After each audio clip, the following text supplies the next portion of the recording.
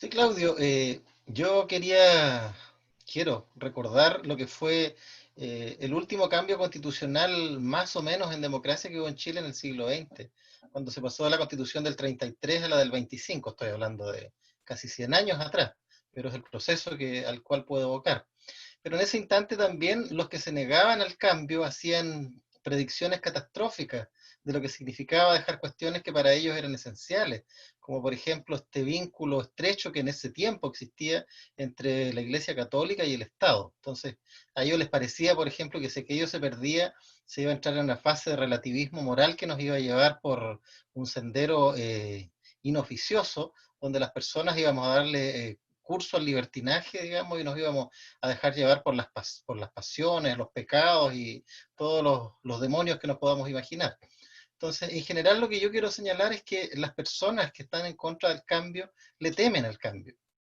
Y le temen al cambio porque lo ven como una cosa incierta, como una cosa, como una siniestra hoja en blanco que nos va a devorar como una especie de hoyo negro, ¿verdad? Que absorbe todo. Entonces, yo pienso que a esas miradas temerosas no hay que prestarle oídos.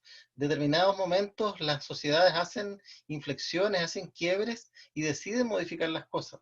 Es el caso que estamos viviendo hoy día y los cambios no generan ningún cambio, ninguna situación, perdón, catastrófica o desastrosa, sino que todo lo contrario. Las sociedades se reinventan, piensan las cosas de una mejor manera, recogiendo la experiencia, pero también a partir de esa experiencia generando nuevas circunstancias para lo que creen que es lo que viene y lo que se va a producir. Así es que el apruebo representa una tremenda oportunidad para que efectivamente se refunde la República en otros términos y, por supuesto, va a dar también la ocasión para que todas las personas podamos dialogar en comunidad sobre la base de cómo nos hacemos representar en ese espacio. Porque, ojo, o sea, en la Convención Constitucional, que es la opción ideal en la cual nosotros aspiramos para que se produzca este cambio, las personas que van a estar en esa convención no van a caer del cielo, digamos. O sea, nos van a llegar un montón de charlatanes y de personas de dudosas intenciones a mostrarnos una bonita figura, invitándonos a votar y a decir de que ellos son efectivamente la gran alternativa que el país requiere. Y ahí está el discernimiento y la ventaja de estos tiempos donde la información fluye por todas partes y la habilidad nuestra en el fondo para buscar aquella información y colaborar y ser actores presentes para hacer una buena elección. O sea, lo peor que nos podría pasar es generar una constitución en democracia y que nos quedara mala o más mala aún de la que tenemos. O sea, el cambio es esperanzador en la medida que aquello signifique, por supuesto, un acto consciente de superar las falencias y no de embarrarla más para no usar una expresión vulgar. Ahí me quedo, Claudio. Gracias. Yo siento que muchos de los temores que mencionaba Jorge están dados por nuestra historia de país. Nosotros tenemos una historia que vivimos mucho tiempo bajo una dictadura y se polarizó tanto la sociedad que quedamos como con temor a la palabra derechos humanos. Cuando hablamos de garantizar en la Constitución el derecho humano a la salud, eso genera mucho temor, como que aparece este miedo de que ya vamos a volver a lo mismo, que el comunismo, que los de derecha, que todo este tema. Y se nos olvida y perdimos la capacidad de hablar y utilizar los términos derecho humano como algo que es esencial para la vida. Y eso es lo que queremos resguardar con una constitución nueva y que la gente también comprenda que cuando hablamos de derechos humanos, no estamos hablando de un partido político, estamos hablando de lo que la sociedad necesita para que cada individuo se pueda desenvolver, que se resguarde la integridad física a través de los derechos a la salud, la posibilidad de la enseñanza, la posibilidad de la vivienda, pero no desde una mirada partidista ni nada, sino que simple y llanamente por el hecho de ser humano tú tienes estos derechos y el Estado o el país donde tú vives te lo tiene que garantizar. Yo creo que por ahí parte un poquito este temor que aparece tanto. Y la nueva constitución yo siento que nos va a permitir ir trabajando en eso, que podamos entender el derecho humano como parte del ser humano, no de algo partidista, no de una política que esté basada en ganar cosas solamente, sino en garantizar que los derechos se cumplen. Eso quería decir, gracias. La Constitución, de hecho, está creada sobre un modelo que obviamente favorece el individualismo y no lo colectivo. Entonces, cuando hablamos de lo colectivo, causa mucho miedo en la gente, ¿ya? Y también está el miedo, en el fondo, a lo que pasó en la votación del 88. Ahí León se nos contaba que él había participado, algunos éramos un poco más pequeños, no alcanzamos a votar. Pero en el fondo, claro, ahí ganó el no, pero siguió el modelo del sí. Entonces, en el fondo, desde ahí como no hubo ningún cambio, no llegó la alegría, no hubo justicia social, no hubo igualdad ni nada. Entonces yo creo que la gente tiene temor quizás a aquello. Pero hoy día lo que tenemos es que hay una frase que es súper cliché, que ha salido este último tiempo desde el 18 de octubre, que Chile despertó en el fondo. Yo creo que eso es verdad. O sea, la fuerza movilizadora en el fondo es lo que también va a seguir un poco corriendo el cerco, ¿ya? ¿Por qué parte de esto en el fondo? Porque lo primero que queríamos era una asamblea constituyente, y al final esto termina en una convención constitucional, que claro, es mucho mejor que la convención mixta, 100%, por eso hay que votar por aquella, pero también tenemos que de alguna manera resguardar que esto se dé de buena manera, porque si se da de la misma forma espuria en el contexto que se dio el acuerdo del 15 de noviembre, claro que no vamos a avanzar, porque como decía el Cristian, se corrió el cerco, pero desde otras áreas en el fondo, lo paritario, los escaños de pueblos originarios, ¿cierto? Que eso no había quedado en el acuerdo, ese acuerdo en el fondo se hizo para darle oxígeno al gobierno en el fondo y por lo complicado que estaban todos, porque realmente el sistema y hoy día se ve ahogado en el fondo, ya no da para más. ¿Mm? Entonces, ¿por qué votar a prueba? Es porque en el fondo necesitamos una vida distinta, pues tenemos que ir por un buen vivir en el fondo, por algo más integral, por superar lo individual y trabajar de verdad por lo comunitario y lo colectivo, que es algo que da tanto miedo hoy día y que también le da miedo a nuestros socios y socias también. Nosotros somos profesionales, tenemos esa posibilidad, ¿cierto? Tenemos oportunidades, pero somos clase trabajadora y de eso no tenemos que olvidarnos nunca. ¿Mm?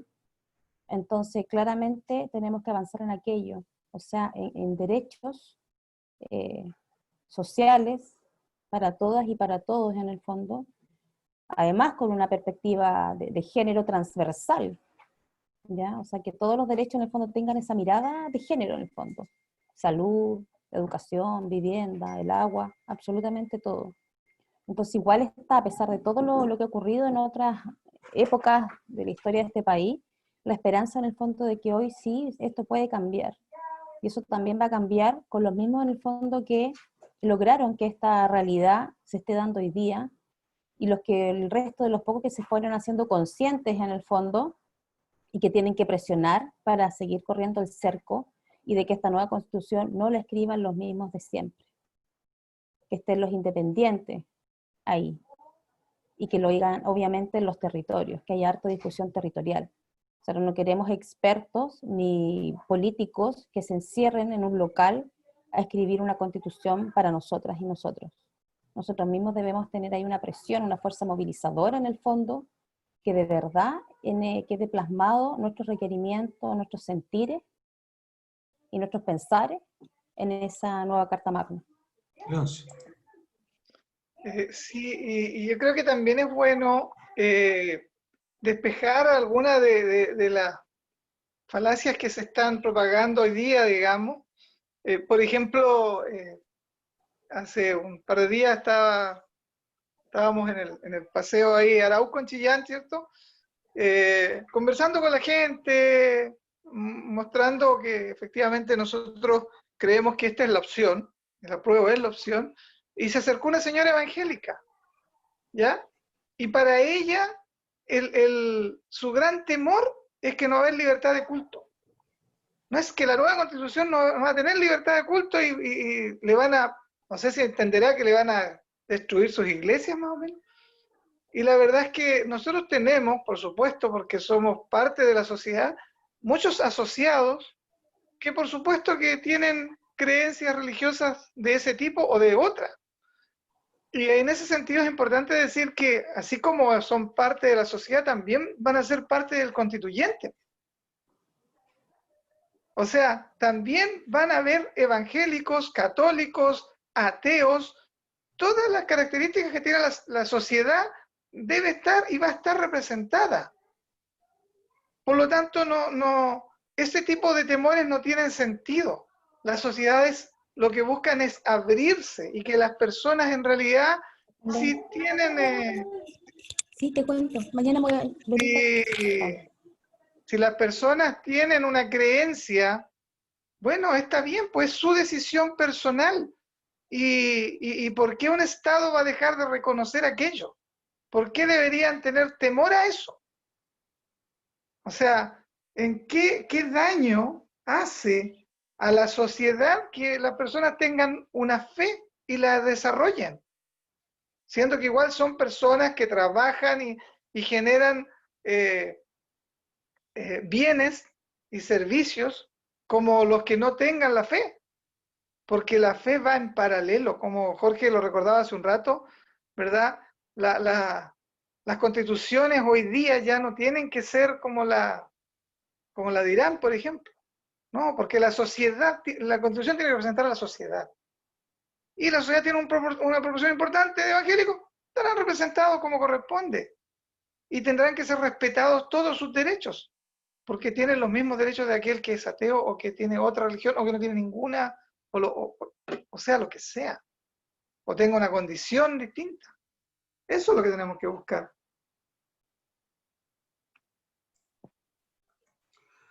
Sí, bueno, es importante lo que se ha conversado hoy día. También es importante, yo creo, aclarar de que no todo está dicho, de que si bien hoy día es importante que la gente logre volcarse a las urnas en masa el día 25 de octubre, porque eso le va a dar legitimidad a este proceso, que lamentablemente no fue hecho a través del voto obligatorio, sino que también se hizo con un voto voluntario. Históricamente tenemos una baja participación de la gente en las votaciones. Y en pandemia, yo creo que es muy importante que la gente que quiere cambiar su realidad, que quiere un mejor país, que quiere y aspira a dignidad, que estuvo marchando en las calles, que estuvo apoyando en su casa a través de una cacerola, que estuvo haciendo algo por sacudirse todo este tiempo de injusticia, todo este tiempo de estar, como dijo alguien por ahí, endeudado hasta el cuello, se vuelque a votar. ¿Y por qué en pandemia es más necesario que nunca? Porque también está por ahí el peligro de que alguien vea de que hay muy poca gente que va a votar ese día y que digan y establezcan de que en realidad la votación no tiene legitimidad. Recuerden ustedes que los estados democráticos, dentro de sus cualidades, también se caracterizan porque las elecciones no deben realizarse en estados de catástrofe o estados de excepción constitucional. Ese es un elemento cuando indican si estamos frente a un estado democrático o no. Hoy día se va a hacer esta elección en un estado de excepción. Y la única forma de resolver aquello es que todos y la mayoría se vuelque a la urna. No podemos estar apareciendo, creo yo, con un 40, 45% o 49%, como ha sido comúnmente, de votación del universo electoral. Entonces, el primer paso, yo creo, es la invitación a nuestros socios y socias a que si están por esta lógica de justicia, de mayor igualdad, de mayor equidad, de resolver problemas históricos que no han podido ser resueltos porque son inconstitucionales, dicen muchas veces. Bueno, que vayamos a la urna, invitemos a nuestros socios, invitemos a nuestras familias a votar a prueba. Y luego también, como se decía por ahí, a votar por la opción de la Convención Constitucional, que hoy día, sin ser lo más democrática que puede ser, es la que nos abre la posibilidad a que sea gente que nosotros mandatemos a poder establecer lo que la Constitución debe incluir. Y ahí es donde yo igual hago la crítica respecto a la forma de conformación, a la conformación que puede tener esa Convención Constitucional bajo la lógica de la modalidad de elección con la cual se va a hacer. Pero también entiendo de que son justamente los partidos políticos los que en gran parte están llamados a crear Estado, están llamados a pelear, ¿no es cierto?, para acceder al poder y poner ahí algunas visiones respecto de la sociedad que se quiere. Y nosotros como ciudadanos, hoy día frente a esta Convención Constitucional tenemos un solo camino que históricamente nos ha fallado, que es presionar a la clase política para que nos escuchen y manifiesten e interpreten lo que nosotros queremos. Hay que seguir insistiendo con eso, pero también hay que abrir ese espacio de convención constitucional para poder hacerlo avanzar hacia mayor democracia. Ya se logró de que la convención constitucional sea paritaria, 50% hombres, 50% mujeres. Hay que lograr que hayan escaños reservados para los pueblos originarios. Hay que lograr que esa convención constitucional también tenga la posibilidad de que, por ejemplo, dirigentes del mundo social, sindical, pueda también participar dentro de estos convencionalistas. Hay que luchar también para que bajen las barreras o las trabas para que los independientes puedan presentarse también a esa convención constitucional.